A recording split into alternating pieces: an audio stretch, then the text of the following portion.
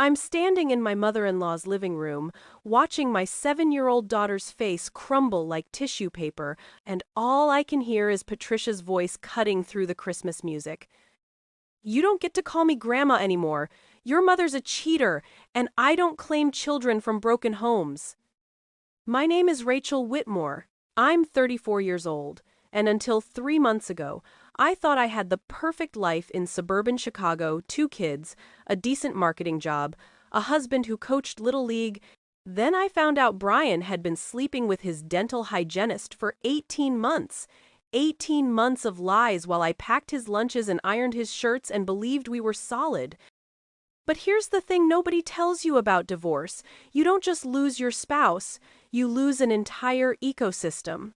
And Patricia Dorothy Whitmore, yes, that's her full name, she hyphenated when she married Brian's father 40 years ago and never lets anyone forget. It has decided that my infidelity, my imaginary affair that never happened, means my children are collateral damage. Let me back up. Because the real story? It's so much worse than you think. Before I tell you how Christmas became a nightmare that'll probably need years of therapy to unpack, do me a favor. If you've ever dealt with a monster-in-law who rewrote history to protect their precious baby boy, hit that like button. Subscribe if you want to hear more stories about families that make The Sopranos look functional, and comment where you're watching from because I need to know I'm not alone in this psychological warfare. Turn on notifications, trust me, this saga's got more twists than a pretzel factory. 3 months before Christmas, I came home early from a client meeting because the guy had food poisoning and rescheduled. It was a Tuesday afternoon, maybe 2:30, and the house smelled like the vanilla candles I'd just bought at Target. I remember thinking how nice it was, how peaceful Ben was at soccer practice, little Sophie had her piano lesson, and I'd have an hour to myself before the evening chaos started. I heard the shower running upstairs. Brian's car was in the garage. My first thought was that he'd gotten sick and come home early. My second thought, when I heard the giggling, was that I'd somehow lost my mind. Because Brian didn't giggle. Brian guffawed at Bears games and chuckled at dad jokes. But he didn't giggle. I walked up those stairs like I was moving through honey. Everything felt slow and thick and wrong. Our bedroom door was half open. The shower was still running. And there, on my side of the bed, my side, with the special pillow I'd bought because of my neck issues, were clothes I didn't recognize. A red blouse. A bra that definitely wasn't my size. I stood there for maybe 10 seconds before the bathroom door opened.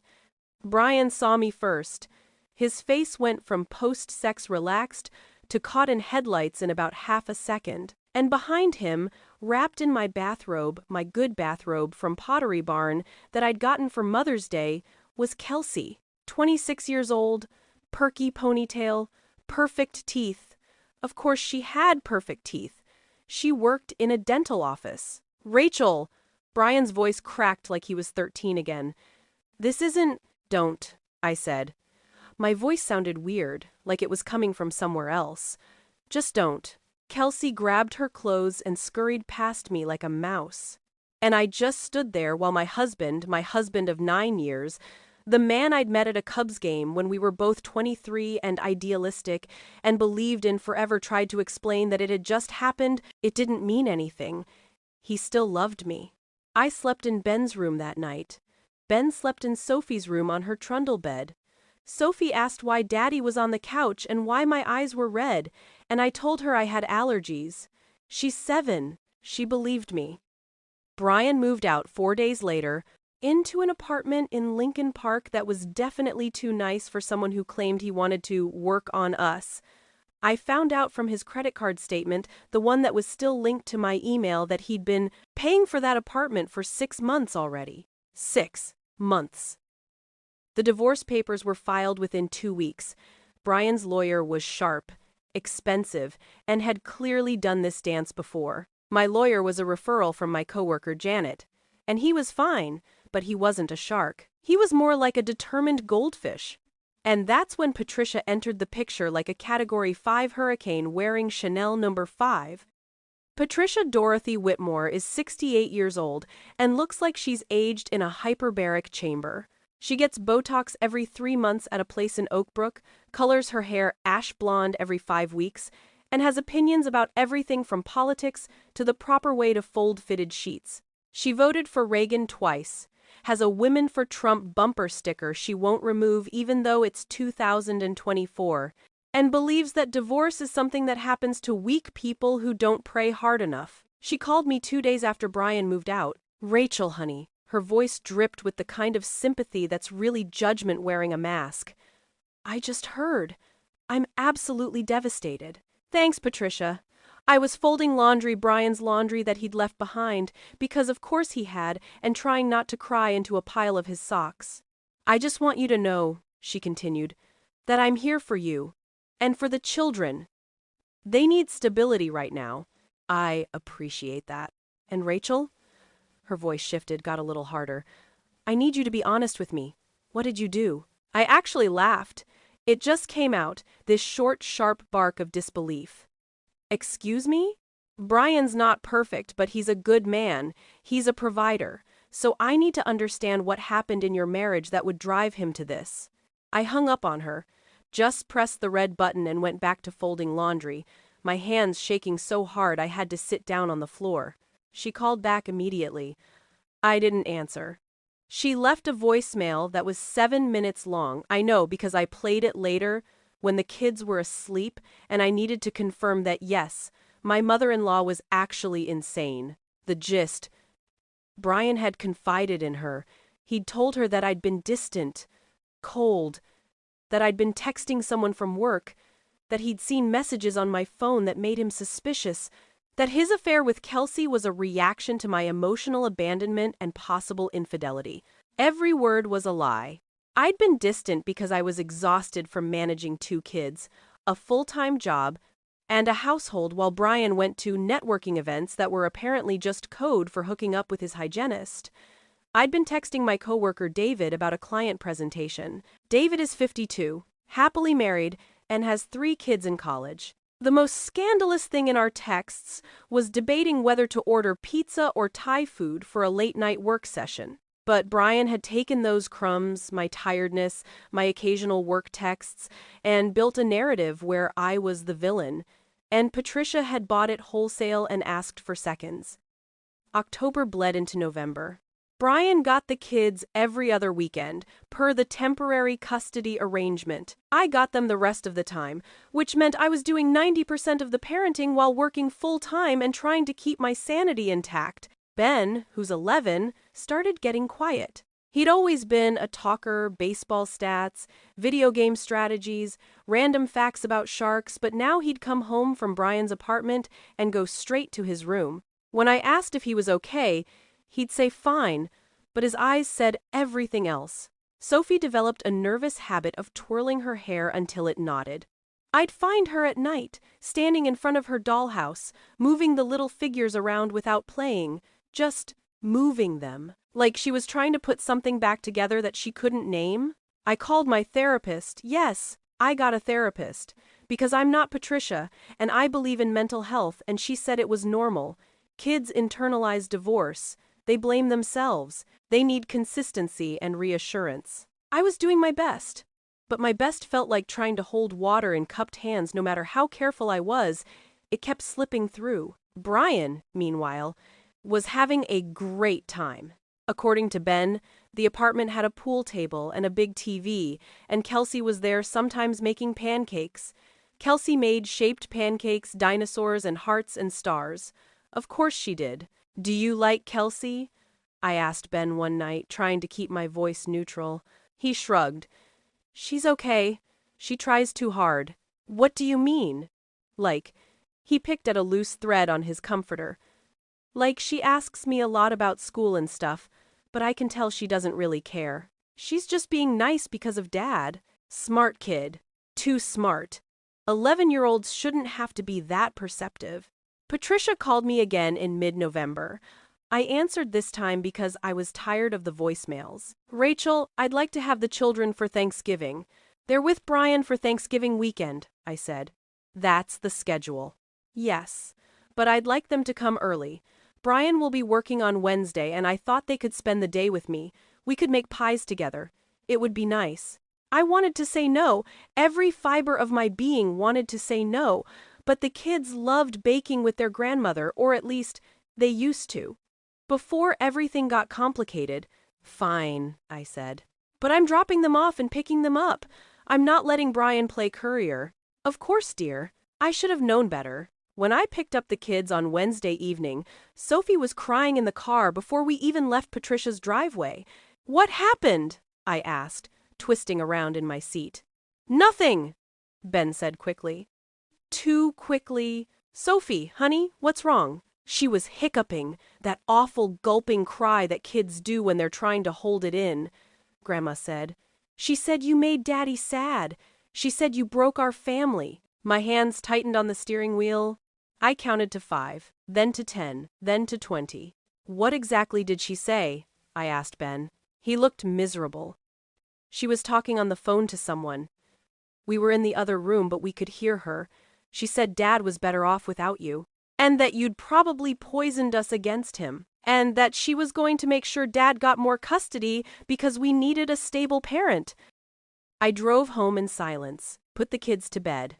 Then I called Patricia. "You need to stop," I said when she answered, my voice shaking with rage. "You need to stop talking about me to my children." "I don't know what you're referring to." "The hell you don't. Sophie heard you on the phone. You told someone I broke the family. You told someone I'm unstable." "Rachel, if the children overheard a private conversation." Don't you dare gaslight me right now. You said it loud enough for them to hear on purpose. You wanted them to hear it." Silence. "Then I'm simply concerned about my grandchildren's well-being, as any grandmother would be. You're poisoning them against me to protect your son. That's what you're doing. And it's sick." "My son made a mistake," Patricia said, her voice ice-cold now.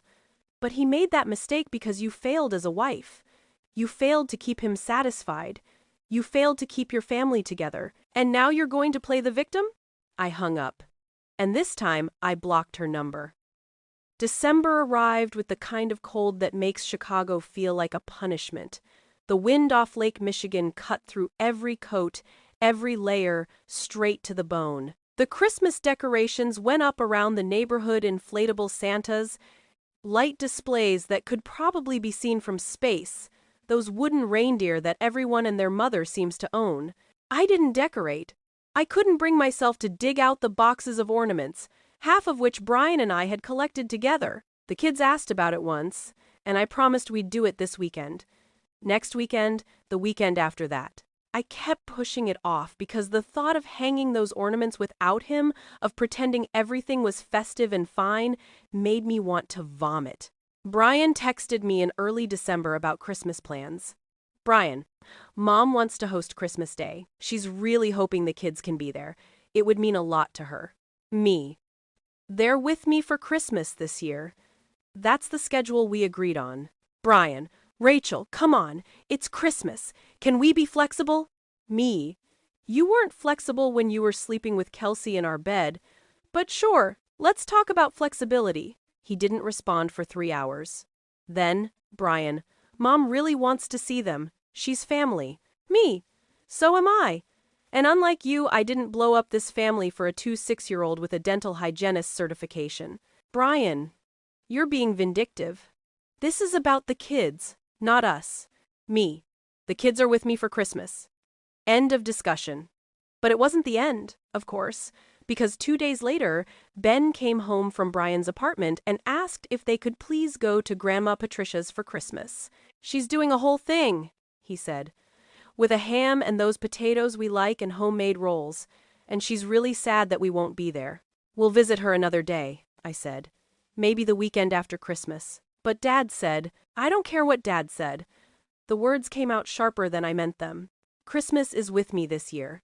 That's the deal." Ben's face shut down.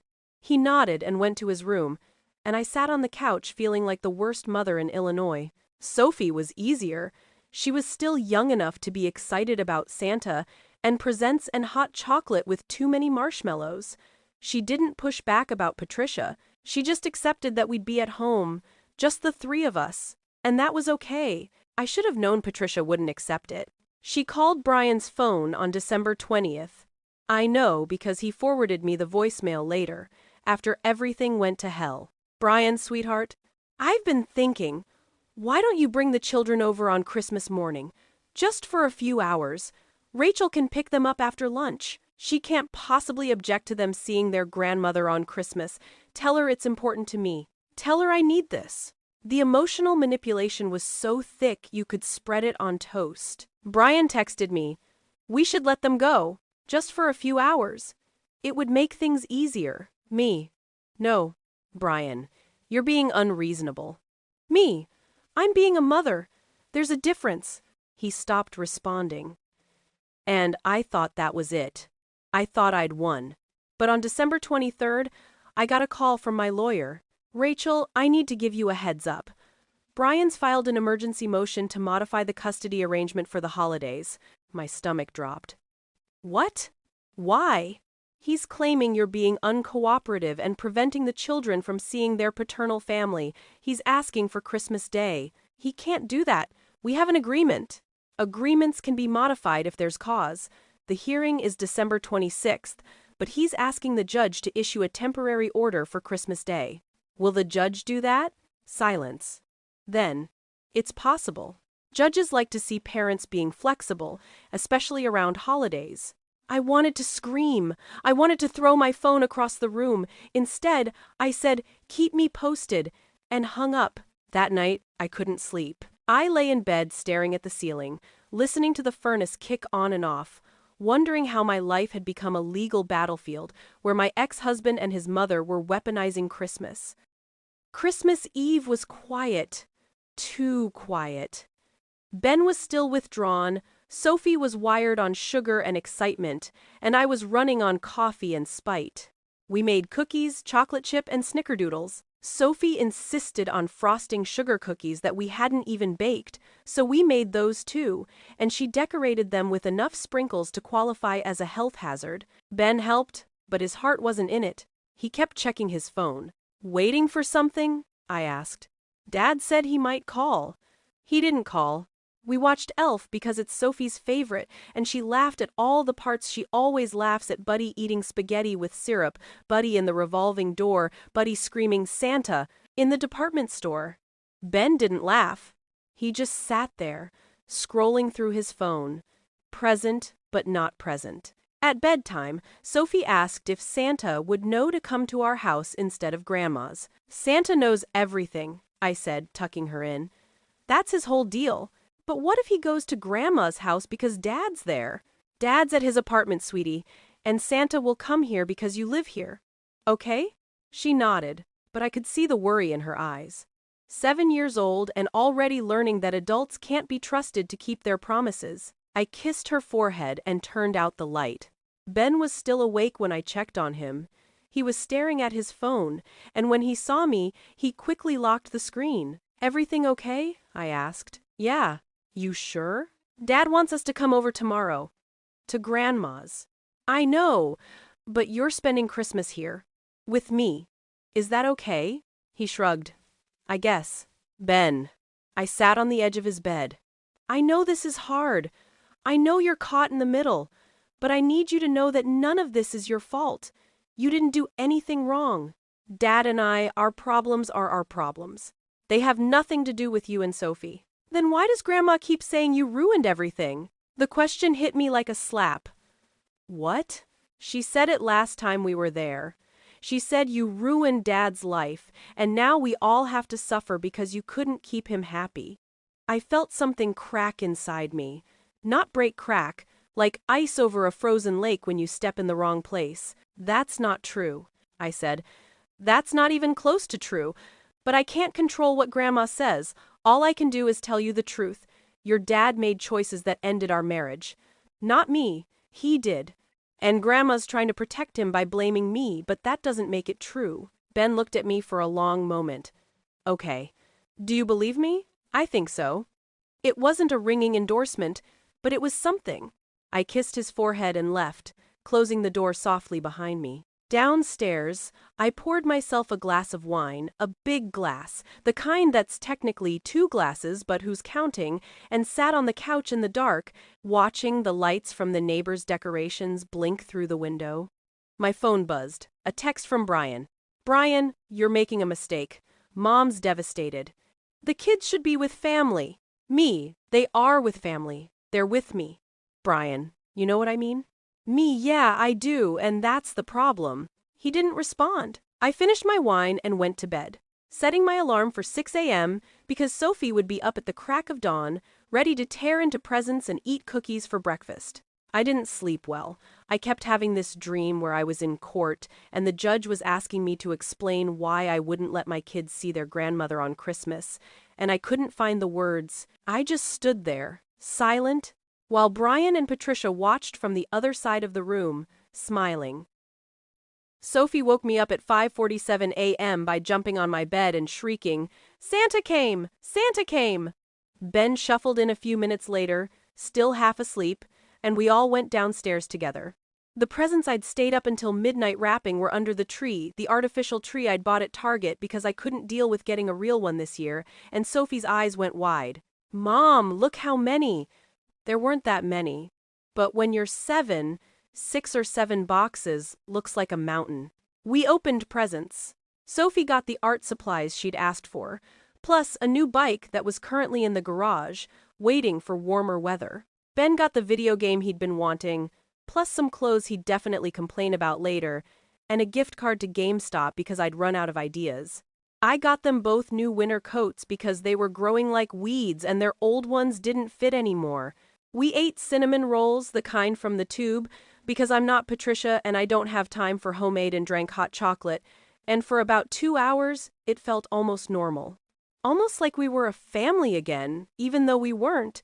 Even though we were just 3 people trying to make the best of a situation nobody wanted. My phone rang at 9:30 a.m. Brian. I let it go to voicemail. He called again at 9:45. Again at 10. At 10:15, he texted, "Pick up the phone." I called him back. "What?" "Mom wants to see the kids. And I want a lot of things. We don't always get what we want. Rachel, please, just bring them over for an hour. 1 hour, that's all she's asking." "No. Why are you being like this?" "Like what? Like a mother who's protecting her kids from a woman who's been poisoning them against me for months?" "Yeah. I can't imagine why I'd be like this." "She's not." "She told Sophie I broke the family, Brian. She told Ben I'm unstable. She's been filling their heads with lies to make you look like the victim. So no, I'm not bringing them over. Not today. Not tomorrow. Not until she apologizes and stops weaponizing my children." Silence. Then, "Fine. But you're making a mistake." He hung up. I stood in the kitchen, my hands shaking, trying to breathe. "Mom?" Ben was in the doorway watching me. "Was that Dad?" "Yeah." "Is he mad?" "He'll get over it." But I knew he wouldn't, and I knew this wasn't over. At 11:30, there was a knock on the door. I wasn't expecting anyone. My parents were in Arizona for the winter snowbirds. They'd retired there 2 years ago, and my brother was spending Christmas with his wife's family in Milwaukee. I opened the door. Patricia was standing on my front porch, dressed in a cream-colored wool coat and leather gloves, her hair perfect despite the wind. Behind her was Brian, looking like he'd rather be anywhere else. "Hi, Rachel," Patricia said, smiling. "Merry Christmas." "What are you doing here?" I asked. "We came to see the children," Patricia said, like it was the most reasonable thing in the world. "Brian told me you were being difficult about Christmas, so I thought I'd come by and smooth things over." "There's nothing to smooth over. The kids are spending Christmas here." "Rachel." Brian stepped forward. "Can we please just talk about this?" "We already talked about it. The answer's no." Patricia's smile didn't waver. "Well, I'd at least like to give them their presents. Surely you can't object to that." I should have said no. I should have closed the door and locked it and called my lawyer.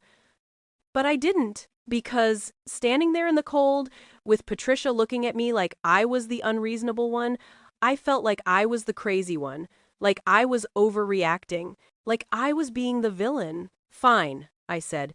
but you're not coming in. Oh, Rachel, don't be silly, it's freezing out here. Then you should have called first. Patricia's smile finally cracked. I'm their grandmother. I shouldn't need an invitation to see my grandchildren on Christmas. Actually, you do. Because this is my house, and they're my kids, and you don't get to just show up and demand access. Ben, Sophie! Patricia called past me into the house. It's Grandma! Sophie came running. Grandma!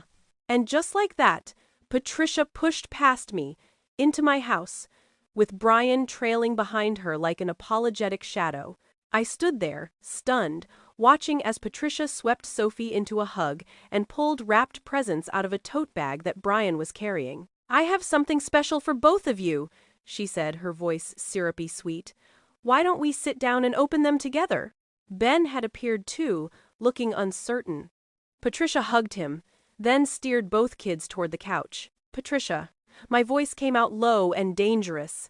You need to leave. In a minute, dear. Let the children open their presents first. I looked at Brian. Get her out of my house. Rachel, come on, it's Christmas. Can't we just get her out? But it was too late. Patricia was already handing Sophie a box, and Sophie was tearing into it with the kind of enthusiasm only a 7-year-old can muster. Inside was a doll. One of those expensive American Girl dolls that cost more than my monthly electric bill. It's the one you wanted, Sophie squealed. Patricia beamed. I remembered.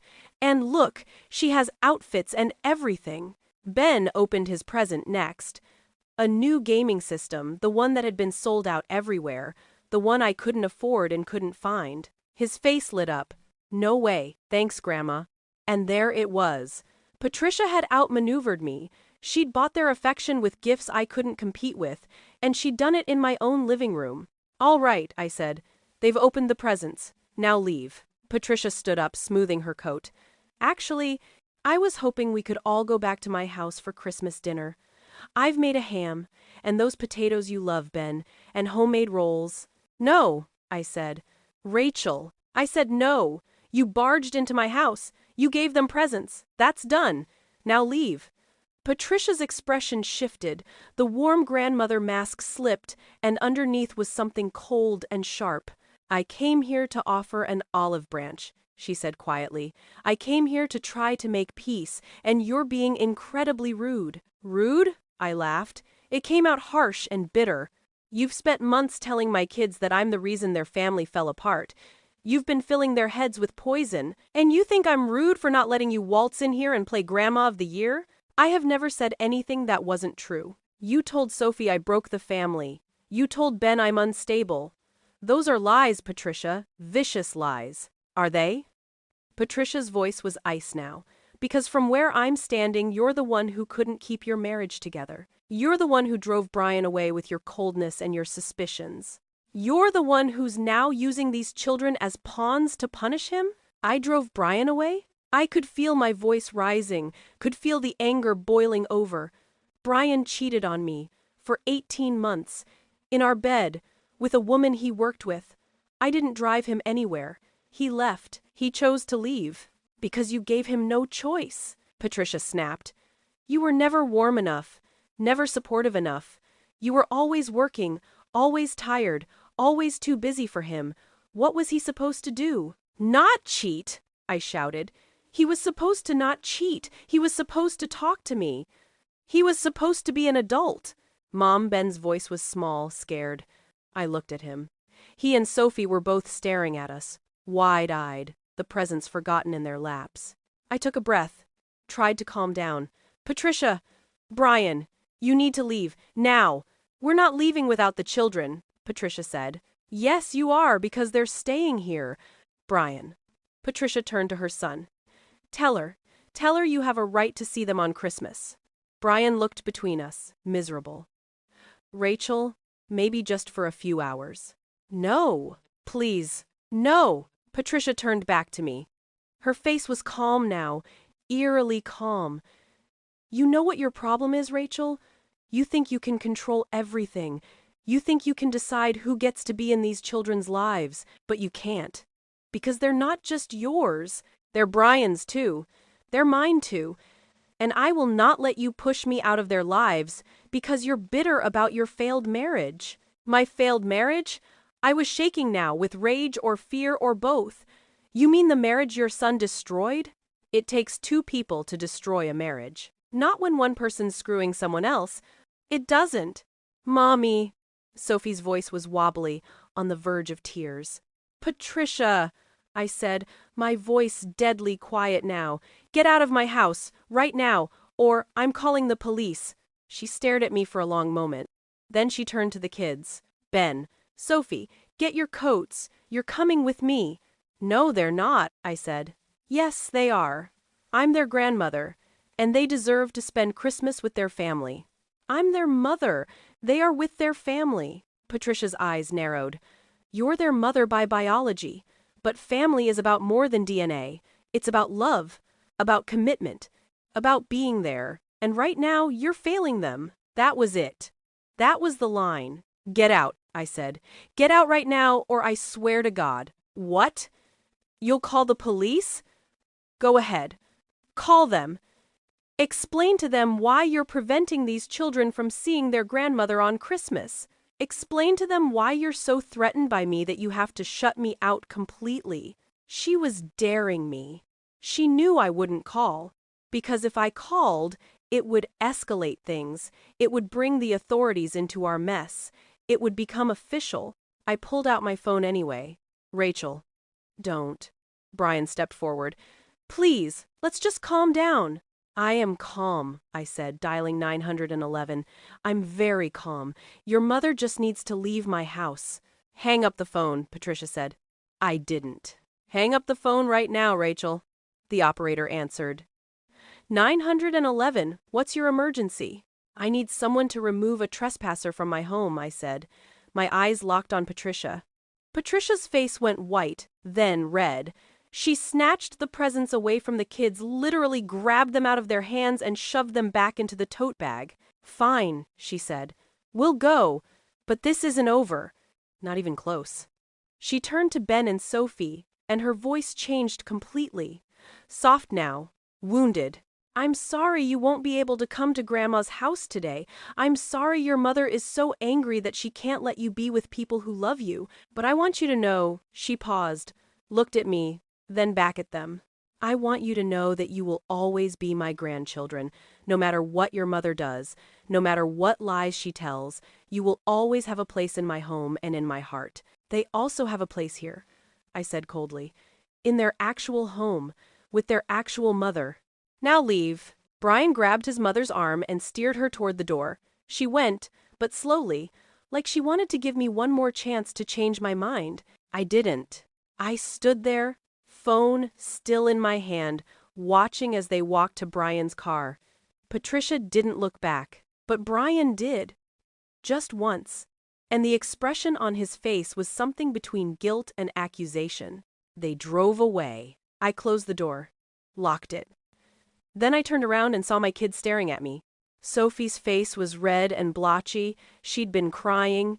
Ben just looked empty. I'm sorry you had to see that, I said. Neither of them responded. How about we have lunch? I tried. We could make grilled cheese with tomato soup. Your favorite. I'm not hungry, Ben said. He walked upstairs. A moment later, his door closed. Sophie ran to me and wrapped her arms around my waist, sobbing. I picked her up. She was getting too big for this, but I didn't care and carried her to the couch. We sat there, rocking slightly, while she cried into my shoulder. I'm sorry, I whispered. I'm so sorry. Baby. Why is everyone fighting? She asked between hiccups. Because sometimes grown-ups don't know how to act like grown-ups. I wanted to go to Grandma's. I know. But I wanted to stay here too. I know. She pulled back and looked at me, her face streaked with tears. Why did Grandma take the presents back? Because Grandma's upset. But that's mean. Yeah, I said. It is. We sat there for a while longer. Eventually, Sophie's crying subsided into sniffles, and then into quiet. I turned on a movie, The Grinch, the Jim Carrey version, and made us hot chocolate. Ben didn't come back downstairs. The rest of Christmas Day was a fog.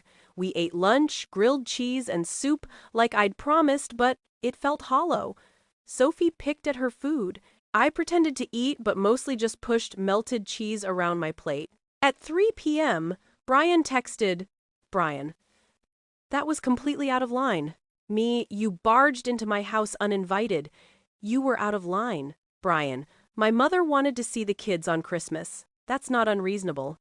Me, after months of bad-mouthing me to them? Yeah, actually it is. Brian, she's hurt, Rachel. She feels like you're cutting her out of their lives. Me, I'm protecting them from a toxic person. There's a difference.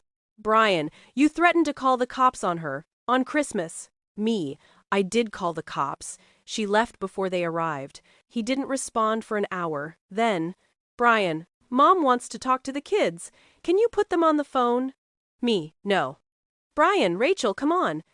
Me, they've had enough drama for one day. Maybe next week, when everyone's calmed down. Brian, this is ridiculous. You can't keep them from her forever. Me, watch me. I blocked his number. Just for the day. I needed the silence. At dinner leftover pizza, because I was done cooking, Ben finally came downstairs. He looked at the pizza, looked at me, and said, Can I eat in my room? Why? Because I don't want to sit here and pretend everything's okay. Everything's not okay, I said. I'm not pretending it is. Then why are we still here? Why didn't we just go to Grandma's? Because Grandma's been saying terrible things about me, Ben, and I can't let you keep hearing those things and thinking they're true. So instead, we have to sit here and be miserable? We're not miserable. Yes. We are! He was yelling now, something Ben almost never did. We're sitting here on Christmas eating cold pizza because you and Dad and Grandma can't stop fighting. This sucks, Mom. This whole thing sucks. He grabbed a slice of pizza and stormed back upstairs. Sophie looked at me. Is Ben mad? Yeah, baby, he's mad. Is he mad at you? I think he's mad at everyone. Me too, she said quietly. That night, after the kids were asleep, I sat in the dark living room with a glass of wine I didn't really want and tried to figure out where everything had gone so wrong. This was supposed to be a fresh start, a chance to rebuild. Instead, it felt like I was fighting a war on every front with Brian, with Patricia, with my own kids who didn't understand why they couldn't just see their grandmother. My phone buzzed. A voicemail from a number I didn't recognize. I almost didn't listen to it, but something made me press play. It was Patricia. Rachel, I know you're angry, and I know you think I'm the villain here, but I want you to understand something. Those children are my blood. They're part of me, and I will not let you erase me from their lives because you're hurt and lashing out. Brian made mistakes. I'm not denying that, but you made mistakes too, and instead of owning them, you're playing the victim and punishing everyone around you. If you think this is over, you're wrong. I will fight for my grandchildren. I will do whatever it takes. Merry Christmas, Rachel. The voicemail ended. I played it again and again, listening to the venom in her voice, the certainty that she was right and I was wrong. I saved it because I had a feeling I was going to need it. The day after Christmas, I woke up to 17 missed calls from Brian. When I unblocked his number and called him back, he answered on the first ring. We need to talk, he said. About? About yesterday. About Mom. About all of this. I don't have anything to say to you, Brian. Well, I have something to say to you. Can I come over? No. Rachel, whatever you need to say, you can say it over the phone. Silence. Then, fine. Mom's filing for grandparent visitation rights. My blood went cold. What? She's talked to a lawyer. She's filing a petition with the court to get guaranteed time with the kids. And given what happened yesterday, you threatening to call the police, refusing to let her see them on Christmas, she thinks she has a strong case. You've got to be kidding me. I'm not. She's serious about this, Rachel. And honestly, after yesterday, I don't blame her. You don't blame her? I was pacing now, my free hand clenched into a fist. Brian, she's been poisoning our kids against me for months. She told them I broke our family. She told them I'm unstable. And you don't blame her for fighting back when I try to protect them from that? She's never said those things. Yes, she has. Ben told me, Sophie told me. Kids misunderstand things. They hear part of a conversation and blow it out of proportion. This isn't a misunderstanding. This is your mother trying to rewrite history so you look like the victim and I look like the villain, and you're letting her do it because it's easier than admitting you destroyed our marriage. I didn't destroy it alone. There it was, the accusation I'd been waiting for. What's that supposed to mean? I asked quietly. You know what it means. You were checked out, Rachel. You were cold. You barely touched me for months. You were always working or dealing with the kids or too tired to even have a conversation. What was I supposed to do? Talk to me! Go to therapy! Literally anything except screw your coworker. I tried to talk to you. You shut me down every time. Because I was exhausted. Because I was doing everything, the house, the kids, my job, your life, and you were coasting. And instead of helping, instead of being a partner, you found someone who didn't need anything from you except sex. That's not fair. None of this is fair, Brian, but I didn't cheat. I didn't blow up our family. You did. And now your mother's trying to punish me for it by taking my kids away. She's not trying to take them away. She just wants time with them. Time that she'll use to keep poisoning them against me. You're being paranoid, and you're being naive. Or complicit. I can't tell which is worse. He hung up. I stood there, phone in hand, shaking. Grandparent visitation rights. I'd heard about it before, but I never thought it would apply to me. In Illinois, grandparents can petition for visitation if they can prove it's in the child's best interest and that they've been unreasonably denied access. Patricia was building a case. The refused Thanksgiving visit, the Christmas confrontation, the 911 call. She was going to paint me as unstable, vindictive, a mother who puts her own hurt feelings above her children's relationships. And the worst part? It might work. I called my lawyer first thing on December 27th. He agreed to meet me that afternoon. His office was in Naperville, in one of those generic office parks where every building looks the same. I sat in the waiting room, surrounded by outdated magazines and a fish tank that needed cleaning, trying to keep my anxiety from spiraling. Rachel. John Kellerman appeared in the doorway, 50-something, graying hair, kind eyes behind wire-rimmed glasses. Come on back. We sat in his office, which was exactly what you'd expect. Diplomas on the wall, family photos on the desk, stacks of case files everywhere. So, he said, leaning back in his chair. Tell me what happened. I told him everything. The affair. The divorce. Patricia's campaign against me. The Christmas confrontation. Brian's call about the visitation petition. John listened, occasionally jotting notes on a legal pad. When I finished, he sighed. Okay, first, the good news. Grandparent visitation cases are hard to win in Illinois. The burden of proof is on Patricia. She has to demonstrate that she's been unreasonably denied access and that visitation is in the children's best interest. And the bad news? The bad news is that you gave her ammunition. The 911 call. The confrontation. The fact that you've been limiting her contact with the kids, even if you have good reasons, can be spun as you being vindictive. I'm not vindictive. I'm protective. I know that, but we need to prove it. Do you have evidence of Patricia saying negative things about you to the kids? Just what Ben and Sophie told me. That might not be enough. Kids' statements can be tricky. They're easily influenced, and their memories aren't always reliable. So what do? Document everything. Every conversation, every text, every interaction with Patricia. If she says something inappropriate, write it down immediately. Date, time, what was said, who was present. If possible, get witnesses. What about the voicemail she left? The one where she said she'd fight for the kids? That's good. Keep it. That shows her mindset. But is it enough? John hesitated. Rachel, I'm going to be honest with you. These cases can go either way. If Patricia presents as a loving grandmother who just wants time with her grandchildren, and you present as an angry ex-wife who's using the kids to punish your ex-husband, The judge might side with her, not for full custody, but for visitation. Maybe supervised at first, but eventually unsupervised. My stomach twisted. So, she could win. She could, but we're going to fight like hell to make sure she doesn't. We'll focus on the fact that she's been undermining you as a parent. We'll present evidence of her inappropriate comments. We'll show that you're not denying access out of spite, but out of legitimate concern for the children's emotional well-being.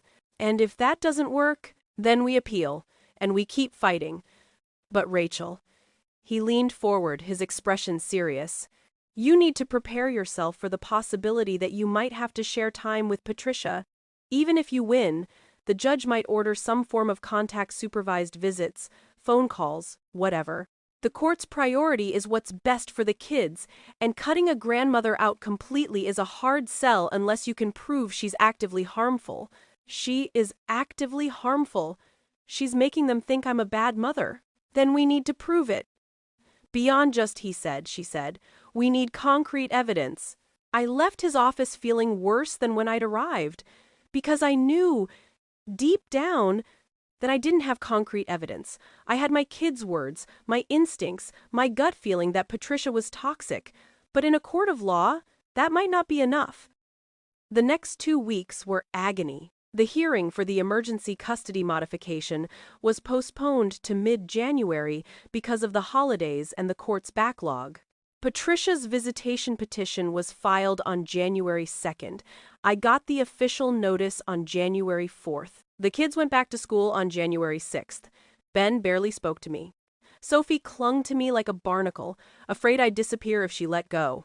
Brian picked them up for his weekend on January 10th. When he dropped them off on Sunday night, Sophie ran inside without saying goodbye to him. Ben stood on the porch, looking between us like he was trying to decide which side to take. How was the weekend? I asked him. Fine. Did you guys do anything fun? Watched movies. Was Dad's girlfriend there? He looked uncomfortable.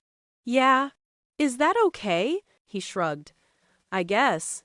Brian was watching us from his car, waiting. Ben, I said quietly, I need you to know that whatever happens with Grandma, with the lawyers, with all of this, I'm always going to fight for you, okay? You and Sophie. Always. I know. Do you? He finally looked at me. I just want things to be normal again. Me too, buddy. Me too. He went inside. I waved to Brian. He didn't wave back. That night, I got a text from an unknown number. Unknown, this is Patricia.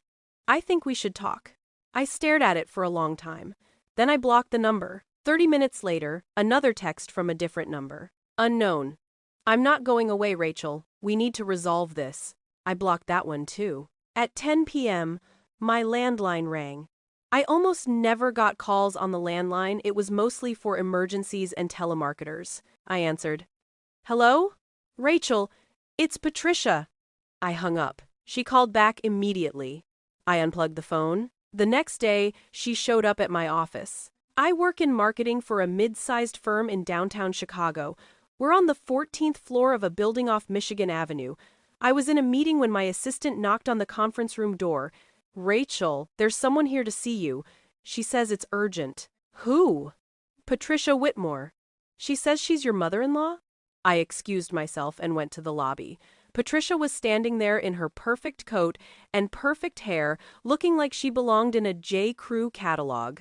What are you doing here? I asked. I need to talk to you. So you tracked down my workplace. It wasn't hard. You listed on LinkedIn. Patricia, you need to leave. This is harassment. No, harassment is what you're doing to me. Blocking my numbers. Refusing to engage. I'm trying to have a civil conversation. We have nothing to talk about. We have everything to talk about. Rachel, please. 5 minutes. That's all I'm asking. People were starting to stare. My coworkers were watching through the glass walls of the conference room. 5 minutes, I said, in the coffee shop downstairs. And then you leave. Fine. We went down to the Starbucks on the ground floor. I ordered a coffee I didn't want. Patricia ordered nothing. We sat in a corner booth. Say what you came to say, I told her. I want to call a truce. I almost laughed. A truce. Yes, this fighting isn't good for anyone, least of all the children. So I'm proposing that we put aside our differences and focus on what's best for Ben and Sophie. And what's best for them, according to you? Having their family intact, spending time with both their parents and their grandmother without all this drama and hostility. That sounds great, except you're the one creating the drama. You're the one telling them I'm a bad mother. You're the one filing legal petitions to force access. I'm filing the petition because you left me no choice. You've shut me out completely. Because you've been poisoning them against me. I have never. Yes, you have. Ben heard you. Sophie heard you. You said I broke the family. You said I drove Brian away. You blamed me for his affair. Patricia's face hardened. I said what needed to be said, which is that marriages don't fall apart because of one person's mistake. They fall apart because both people stop trying, and you stopped trying long before Brian met Kelsey. That's not true, isn't it? You were always at work, always exhausted, always prioritizing everything except your marriage. Brian felt neglected, unwanted. So yes, he made a mistake. But you created the environment that led to that mistake. I stared at her. You really believe that? I do. That is the most twisted, victim-blaming, misogynistic. I'm not blaming the victim. I'm pointing out that there are no victims here, just two people who failed at marriage. Except I didn't cheat. No, you just checked out emotionally, which is its own form of abandonment. I stood up. We're done here. Rachel, wait. No. I gave you 5 minutes. You used them to tell me I deserved to be cheated on. So we're done. Stay away from me. Stay away from my kids. And I'll see you in court. I walked out. Behind me, I heard Patricia call out, "This isn't over!" I didn't look back. That night, Ben asked if he could talk to me. We sat in his room, on his bed, surrounded by posters of basketball players and video game characters. "What's up?" I asked. "I need to tell you something, and you're probably going to be mad." My heart sank. "Okay. Grandma's been calling me, on my phone." "What?" "She got my number from Dad, and she's been texting me, and calling, asking how I am, telling me she misses me." "How long has this been going on?" "Since Christmas." "Why didn't you tell me?" "Because I didn't think it was a big deal, and I didn't want you to be mad at me." "I'm not mad at you, Ben, but I need to see the messages." He hesitated, then handed me his phone. I scrolled through the texts. They started innocently enough. "Hi, sweetheart, just thinking about you, and I miss you so much," but they quickly escalated. "Patricia, I'm so sad we didn't get to spend Christmas together. Your mom is making this very difficult. Patricia, I hope you know that no matter what happens, I will always love you and Sophie. Patricia, your mom is very angry right now, and sometimes angry people make bad decisions, but that doesn't mean we stop loving them. Patricia, I'm fighting to be able to see you. I hope you understand why. Patricia, you can always talk to me if things are hard at home. I'm here for you." I felt sick. "Ben, this is manipulation. You see that, right?" "I guess. She's trying to make you think I'm keeping you from her. She's trying to make you feel sorry for her. Maybe she's just sad. Maybe. But she's also trying to turn you against me. And that's not okay. But what if she's right? What if you are making it hard for us to see her?" I took a breath. "Ben, I need you to understand something. Grandma has been saying things about me that aren't true. She's been blaming me for your dad's mistakes. And I can't let you keep hearing those things because they're damaging. To you, to Sophie, to our relationship. So yes, I'm limiting your contact with her, not to be mean, but to protect you. But I don't feel protected. I just feel like I'm stuck in the middle. I know, and I'm sorry for that. But this is the best I can do right now." He was quiet for a moment. Then, "Dad says you're being unreasonable. He says Grandma just wants to see us, and you're being vindictive. Do you believe that?" "I don't know what to believe." I put my arm around him. "Then believe this. I love you, more than anything, and everything I'm doing because I think it's best for you, even if it doesn't feel like it right now." He leaned into me, just a little. Okay, can I keep your phone for a few days? I need to show these texts to my lawyer. Am I in trouble? No. Baby, you're not in trouble. But Grandma is. The hearing was on January 21st, a cold, gray Tuesday that felt like it would never end. I met John at the courthouse, a massive building in downtown Chicago that looked like it had been designed to intimidate. We went through security, took the elevator to the fourth floor, and sat on a bench outside the courtroom, waiting for our case to be called. Brian showed up with his lawyer, a woman in a sharp suit who looked like she ate nails for breakfast. Patricia was with them, dressed like she was going to a country club luncheon. She smiled at me. I didn't smile back. When our case was called, we filed into the courtroom. The judge was a middle-aged black woman with reading glasses perched on her nose and an expression that suggested she'd seen it all and was unimpressed by most of it. "Okay," she said, looking at the file. "This is a petition for grandparent visitation filed by Patricia Dorothy Whitmore. Who's representing the petitioner?" Brian's lawyer stood. "I am, Your Honor, Stephanie Marsh." "And the respondent?" John stood. "John Kellerman, Your Honor." "All right, Miss Marsh, make your case." Stephanie launched into her argument. Patricia was a loving grandmother who'd been an active part of the children's lives since birth. She'd babysat, attended school events, hosted holidays. She had a close, meaningful relationship with Ben and Sophie. But since the divorce, Rachel had systematically cut her out, refusing visits, blocking phone calls, even threatening to call the police when Patricia tried to see the children on Christmas. She painted me as bitter, vindictive, and unstable. A woman who was using her children as weapons in a personal vendetta. Then it was John's turn. He presented the texts from Patricia to Ben. He played the voicemail where she threatened to fight for the kids. He argued that Patricia had been undermining me as a parent, telling the children I was responsible for the divorce and trying to alienate them from me. The judge listened impassively. Then she called Patricia to the stand. Patricia was poised, calm, sympathetic. She talked about how much she loved her grandchildren, how devastated she was to be shut out of their lives, how she just wanted the chance to maintain a relationship with them. "Mrs. Whitmore," John said during cross-examination, "have you made any statements to the children about their mother?" "I've expressed my concern for them, yes." "What kind of concern?" "That their mother is struggling, that the divorce has been hard on her." "Have you told the children that their mother broke the family?" "I may have said that the divorce was painful for everyone. That's not what I asked." "Have you told them their mother broke the family?" Patricia hesitated. "I don't recall saying that specifically." "Your Honor, I'd like to submit Exhibit C, a statement from Ben Whitmore, age 11, describing a conversation he overheard in which Mrs. Patricia Whitmore told an unknown party that his mother had poisoned the children and needed to be kept away from them." The judge looked at the statement, then at Patricia. "Mrs. Whitmore, do you recall saying that?" I was upset. I was speaking in frustration." "To whom?" "A friend." "And you said it loud enough for your grandson to overhear?" "I didn't know he was listening."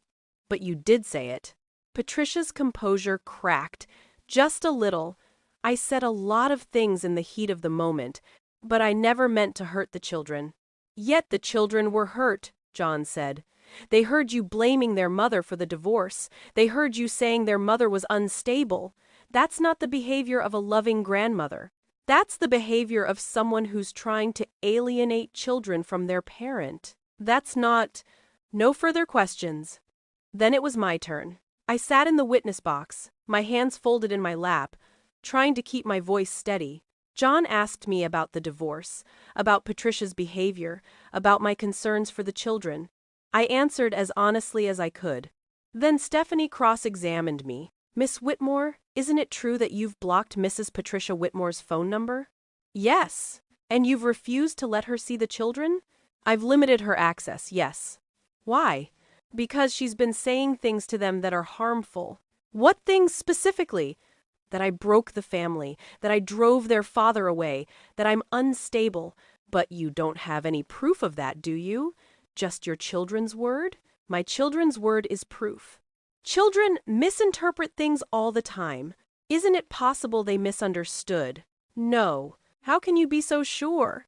Because I know my kids, and I know what they heard, or what they think they heard. Isn't it possible, Miss Whitmore, that you're projecting your own anger onto Mrs. Patricia Whitmore? That you're using the children as an excuse to punish her for supporting her son? No! You're angry at your ex-husband, aren't you? Of course I am. And by extension, you're angry at his mother. I'm angry at his mother for lying to my children. But you can't prove she lied, can you? I have their statements, which are subjective and unreliable. You have nothing concrete. John objected. The judge sustained. But the damage was done.